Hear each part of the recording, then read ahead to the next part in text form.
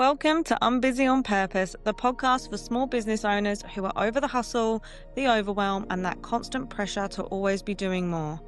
If your business feels like it's running you instead of the other way around, consider this your wake-up call. Here, we're going to slow it down, cut through the chaos, and actually take back control. I'm your host, Lucy Carter, and I'll be sharing real stories to help you feel less alone and practical tips that won't scramble your brain even more than it already is. Every week, I'll be here to remind you that by reconnecting with yourself, focusing on what really matters, and taking aligned action, you can have a business that fuels your life instead of draining it. No fluff, no guilt, just straight up guidance to help you feel confident, in control, and actually enjoy the ride of small business ownership. So go grab your coffee or your wine, there's no judgment here. Take a deep breath and finally give yourself permission to do business your way.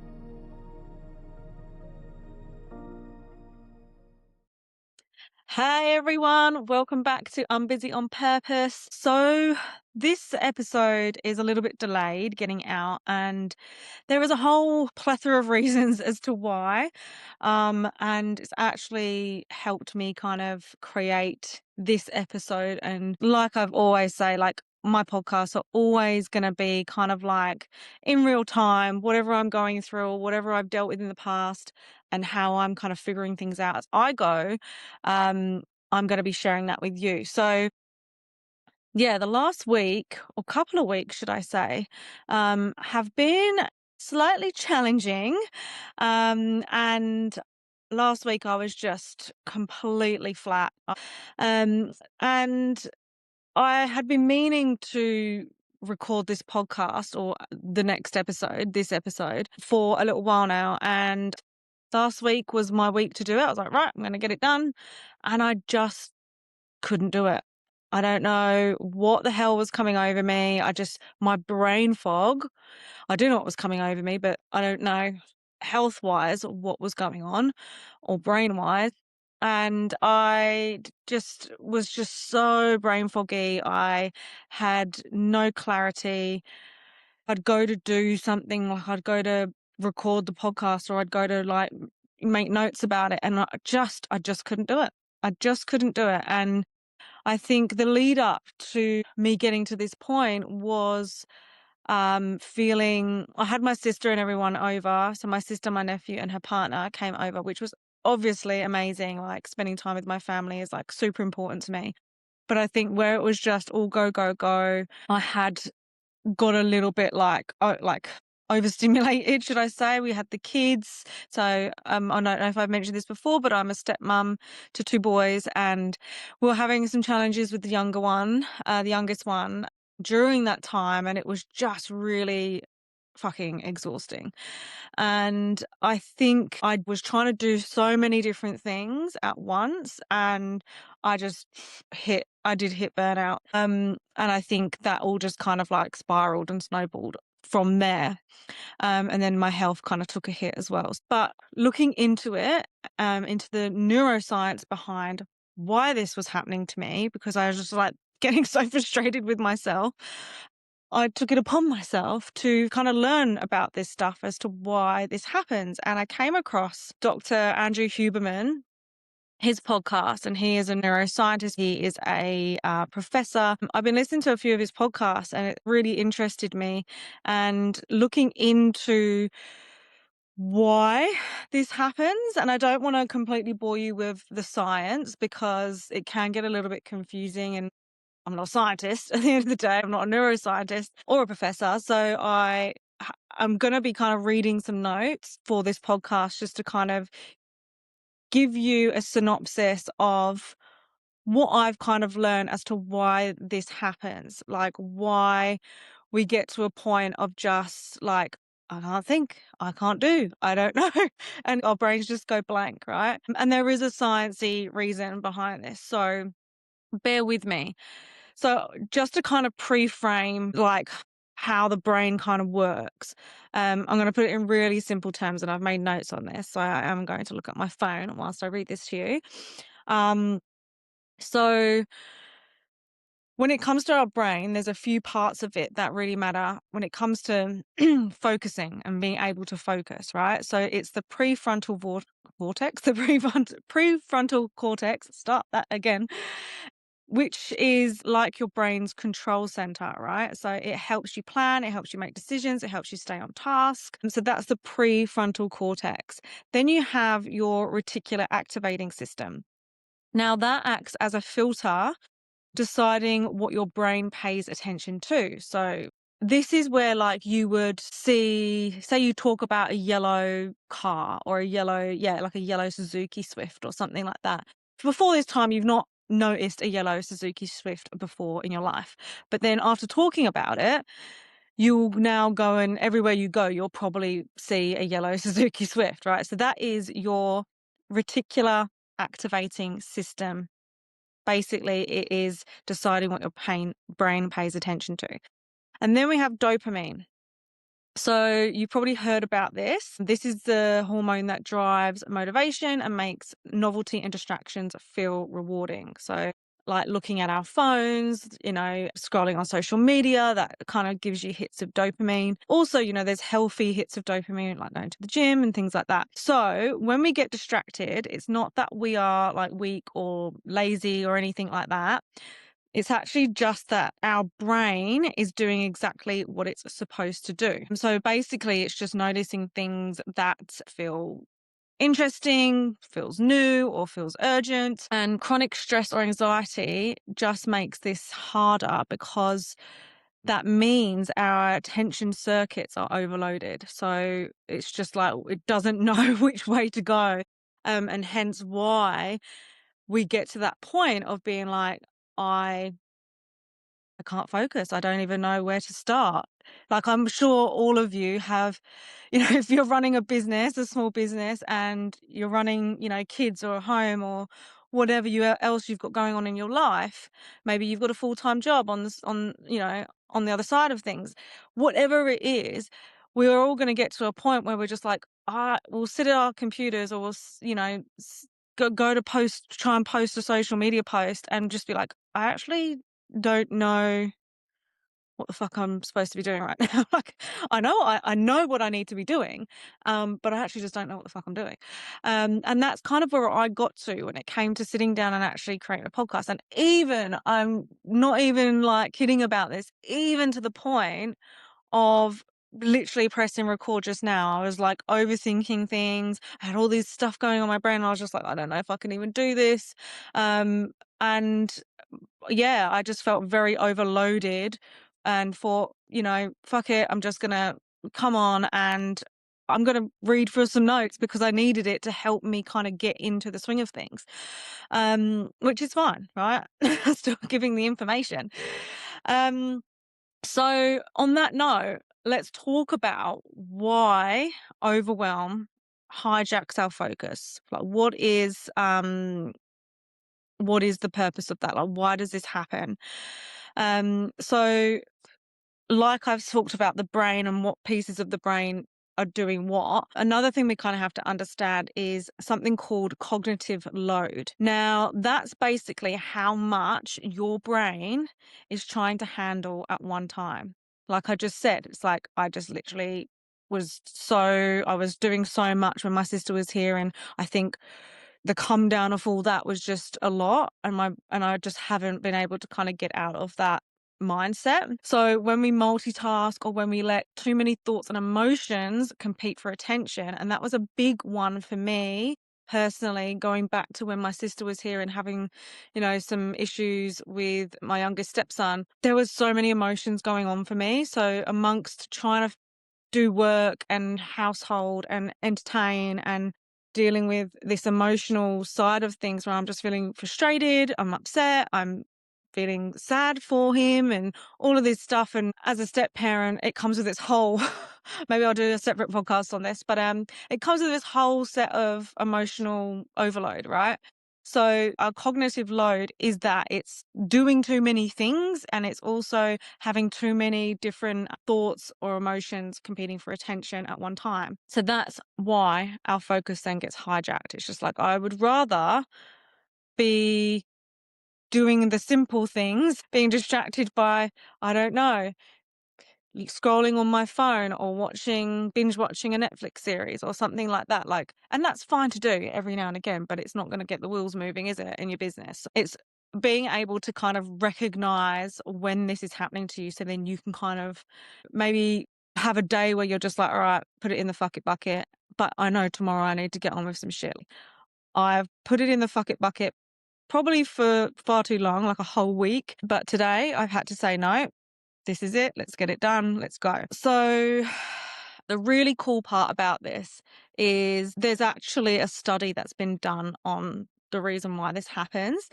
And it's so this study was done, and I will link the study. I can't remember the name of it off the top of my head, but I'll link it in the show notes. Researchers actually looked at what happens in our brains when we focus on different tasks using brain scans. So they did like MRIs and kind of looked into the brain and as to when these things were happening, to see what was actually neurologically going on inside the brain, which is pretty cool. It was not just done on a psychological level. It's actually done on a neurosciencey level, neurological level.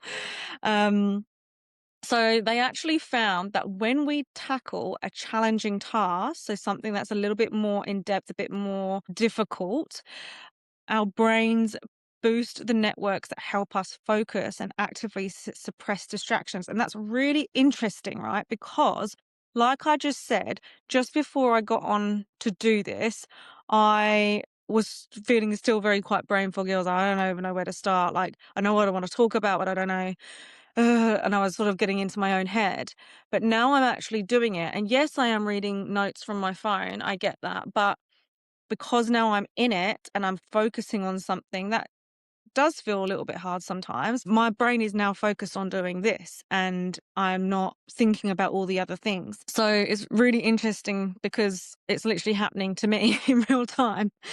And the way you can think of this and kind of put an analogy around it is, think of it like a spotlight, right? So easy tasks, any easy task that you do, the spotlight is going to be quite weak, right? So your brain can still see all the noise around you. It can still hear the ding ding dings on your phone, random thoughts. It's kind of just like pinging here, there, and everywhere, right? So when you're just doing like simple tasks, like, I don't know, washing the dishes, or you're in cooking dinner, it's quite a simple task, putting the washing on, your brain is going to get quite distracted with other things. But a challenging task or something that's a little bit more in depth, the spotlight is really strong. So everything outside of your focus kind of just fades away. So, like, I don't know if you've ever built your own website or whether you have done something that's actually really intense and you have to really think a lot. But when you're in it, you're like so zoomed in that by the time you finish it, or by the time you need a wee or something like that, you need to go to the toilet, you're like, fuck, I've literally just been doing that for like 3 hours. Like, you don't realize where the time's gone because you're so intently focused on this one thing. So all the other distractions around you, you're not necessarily thinking of putting the washing on, or you're not necessarily thinking of watching that Netflix show or picking up your phone and scrolling, because you're so intently focused on this thing. So this then explains why structured deep work sessions, like I just said, doing something that's like you're quite intently doing, can actually feel easier to focus than trying to multitask through simpler stuff. So now I'm doing this podcast, like, I'm finding it quite easy. Like, now I've sort of gotten over that first hurdle, but like I'm flowing now. I'm like, okay, I'm in it. I'm good. I'm feeling good about it. So, if you're multitasking and trying to do multiple different things, or my brain's kind of scattered in different places, that's where we feel like so lost and confused, and the clarity fades. So it's not magic why this happens. It's literally just your brain. Your brain is wired to actually just filter out distractions when you're in these deep working sessions or these deep focused things that you're doing. That's why actually, like, studying or learning something new, like learning a new language or learning how to build a website, something like that. When you're so focused on it and the task is harder, when you actually get into it, you actually are very focused. You're not sort of here, there, and everywhere. I don't know if I've mentioned human design before, but in my human design, I'm a manifester, and we can talk about human design another time. But basically, it's based on like a time of birth. It's kind of like astrology, but not. Um, and it gives you a rundown of like who you are and how you work and how you operate as a human being, right? Based on the time you were born, where the planets are aligned, and all that kind of stuff. So for me, I'm a manifestor. So it means I work really well when I do deep, intense work for short periods of time. So I can really be focused for short periods of time, but then I need rest and recoup for a longer period. And then I can get back into it. So whatever I do in that kind of really intentful time, short period of time, needs to be with a lot of intention, and I need to have a lot of focus and have purpose and clarity around what I'm doing. Otherwise, nothing gets done, and then I'm left feeling frustrated. So it's a really interesting thing to look into if you haven't done it before. So if you are in this headspace, if you are feeling like I've got all this stuff to do, I have no idea where I need to start. I know what I need to do, but I can't physically sit down and do it and focus, and it just feels really tricky for me to do it, because when I do, I'm thinking of like doing this other thing, and you're getting so easily distracted. And then a lot of the time, like I just read out, when we are distracting ourselves with these, silly little tasks, it actually can exhaust us even more than actually just doing that one intentful task, which is what I think has happened to me. I was just so distracted, um, and emotionally kind of burnt out by the time the kids went back to their mums. Like, I was just like, I would rather just distract myself with other things. But in doing that, I actually caused a massive like ripple effect, and it's taken me longer to get out of that headspace. So some tips on how you can kind of move through this a little bit quicker than I did. But again, I'm here, we're living, we're learning, and I'm telling the tale as I do it. Um, so some things you can put into practice. 1, control your environment. So reduce notifications. And I have mentioned this before, pretty sure I've mentioned it on my podcast, or if not, I've written about it in my social media posts. But reducing the noise of your notifications on your phone and the distraction of actually going on social media and things like that. So I actually use an app called Be Present. I will also link that in the show notes. It's just an app, and you can kind of set up your time periods. There is like a paid version of it, but I think I just use the free one. It's been really helpful to me, where I'm more conscious about opening up Instagram or whatever. And you can kind of set how many times a day you want to open up certain apps as well. So you can actually restrict it to like 5 times a day, or less or more, or whatever you want. Tidy your workspace, having a clean house. Now, that's something I did like as soon as the kids left. I was like, right, house needs to be clean, because with a clean house comes a clean mind. And yes, just having things out of sight means they're out of mind, right? So reducing these distractions, get your washing done, so you're not thinking about, oh my God, I've got like a whole basket of washing. Like, get it done and then get down to focusing. So another tip would be using focus blocks. Now, I don't necessarily do this like structurally, but it could be a good idea, and maybe something that I'm going to try and implement, is to kind of set timers on when I know I've got to do something, just giving myself like 60 minutes or 2 hours or whatever, just to kind of focus on that one thing. If your brain doesn't kind of work like that, then another thing that I do is I create like task lists. Like, this is a bit of my makeshift diary, but I create task lists. So I will just brain dump everything down onto my task list for the day, and I'll get done what I can get done, and I don't put any pressure on myself to do it. I prioritize certain things. So I'll like put a star next to the things that like are really important and I know I need to get done straight away. And the other things are just like, need to do, and also just to get them out of my head and onto paper. Um, Also, just breathing and resetting, going for a walk, meditation, kind of just centering yourself back to that alignment within yourself again is going to be really important. And also rewarding yourself for the small achievements, right? So when you are in this phase of where you're like, I don't know what I'm doing, I feel like I'm stuck, I don't know where to start, that kind of feeling, and you're in overwhelm, then when you are doing those little small tasks and you're focusing on those, just make them small first, but also once you achieve those smaller tasks, that you focused on, then reward yourself for that. Go for that walk or go grab yourself that coffee. However it is you want to reward yourself, then do it. So, and like I said, even just doing a task list, a to-do list, and putting check boxes next to it and putting a ticking it off. Like when I do that, I'm like, oh, I feel like I've achieved something. So even the smallest of tasks, you can feel that sense of achievement because you're like, okay, that is now one tab closed.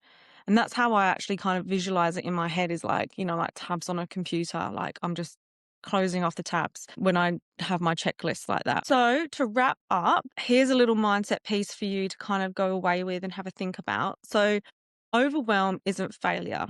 It's actually a signal. So treat yourself with curiosity and self-compassion. Notice what's distracting you. Gently guide your attention back and start small. Even one intentional focus block or focus task a day can make a huge difference in building that momentum back up. So, here is a simple thing that you can actually try today. I want you to pick one task that you need to get done, and set yourself a focus time block. So whether that's 60 minutes, 30 minutes, an hour, that is 60 minutes, 2 hours, however long you want to focus for, and turn off all your notifications. Like I said, you can always download that Be Present app, and that kind of just switches everything off automatically for you. And just notice where your attention drifts, and when that happens, when you can feel yourself kind of drifting off, just bring it back. Because now we're talking about this, your brain hopefully will be a bit more self-aware when these things come up. So over time, when you're doing these kind of small steps, your brain will know how to handle them a little bit easier, and they'll be able to focus and not get overwhelmed as well. So just start with that and see how you go. And I'd love to hear your feedback on whether this helped. So you can just share those with me in the comments. That'll be fab. Thanks for being here today. And if this episode resonated, please just take a moment to notice your own focus patterns. It's going to be really helpful, and see what little shifts happen, because those little shifts are going to make a big difference in the end. And always, please like, subscribe, follow, share with your friends, share with people that you think are going to be really benefiting from listening to this episode. And yes, I'll love you and leave you, and I'll see you in the next episode. Bye.